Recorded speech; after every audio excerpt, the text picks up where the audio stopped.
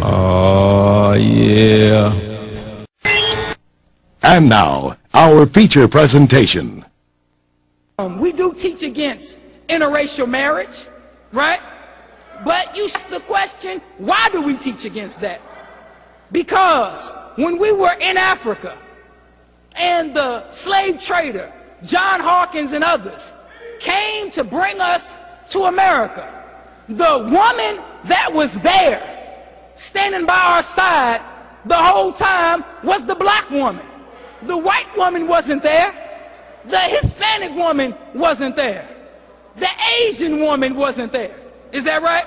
When they put you in the dungeon and they starved you for 3 to 5 days before they put you on the slave ship to make you weak so you wouldn't fight back. The white woman wasn't there, seeing how you felt after being starved for 3 to 5 days. The Asian woman wasn't there. The Hispanic woman was not there to comfort you in your hunger. All praise is due to Allah. When they put you in the ship and they change you and they pack the ship that could fit 300, they put 600 on the ship. It's called tight pack.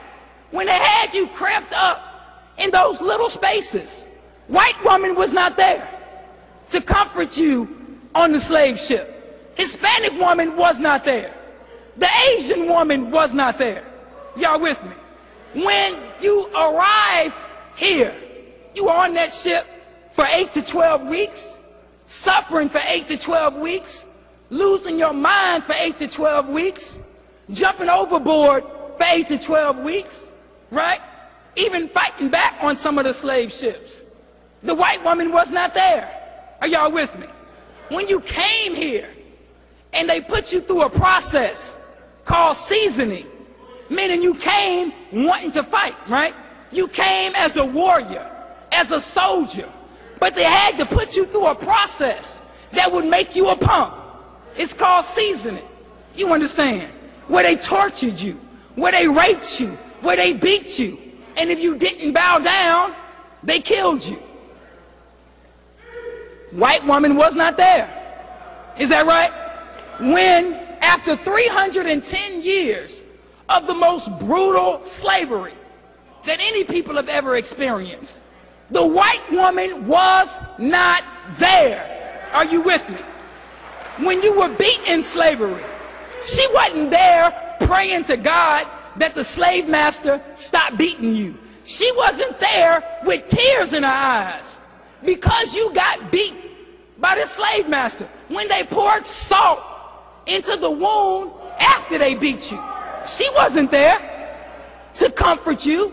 She wasn't there to put medicine on your back. She wasn't there when you tried to stand up and they murdered you. She wasn't there when you plotted to run away, to escape to the north where you thought it would be some freedom. The white woman was not there. You understand what I'm saying? When the black woman is the one that helped you escape. After slavery, when they instituted sharecropping, and you worked all day and night, and you could never get out of the debt that the white sharecropper or plantation owner put you in. The white woman was not there to comfort you in those days. You understand? When they instituted the black codes, saying 3 of y'all can't stand together. You can't be outside when it's nightfall. You can't walk down the street with a stick in your hand, because that was considered a weapon. White woman wasn't there. You understand? When Jim Crow, which lasted 125 years, where you had legal segregation, the white woman wasn't there when they said you couldn't come in the front door of the restaurant. The white woman wasn't there when they said that you couldn't come to this movie theater. You understand what I'm saying? The white woman wasn't there when they buried your dead grandmother in the black cemetery because they refused to put her in the white cemetery. You understand? Then when they started to lynch our people, white woman wasn't there. But guess who was there the whole time? The black woman has been by our side the whole time. So now, and I am wrapping it up, I just want to read to you something real quick.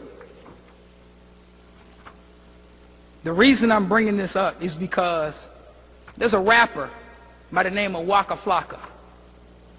Waka Flocka said something very important. He said loyalty before royalty. So if the black woman has been loyal to us, then what should our duty be by the black woman? We should be what? Loyal to them. Listen to this.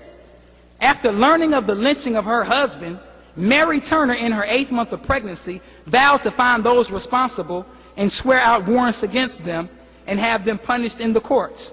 For making such a threat, a mob of several hundred men and women determined to teach her a lesson. After tying her ankles together, they hung her from a tree, head downward, dousing her clothes with gasoline. They burned them from her body. While she was still alive, someone used a knife ordinarily reserved for splitting hogs to cut open the woman's abdomen. The infant fell from her womb to the ground and cried briefly, whereupon a member of this Valdosta, Georgia mob crushed the baby's head beneath his heel.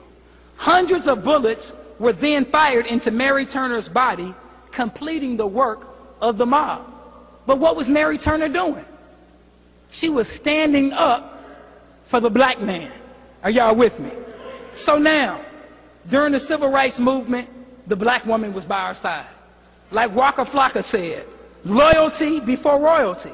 The Honorable Louis Farrakhan has the ability with the word of God to bring us as black men and women together to make us love and respect one another, whereas we hated one another.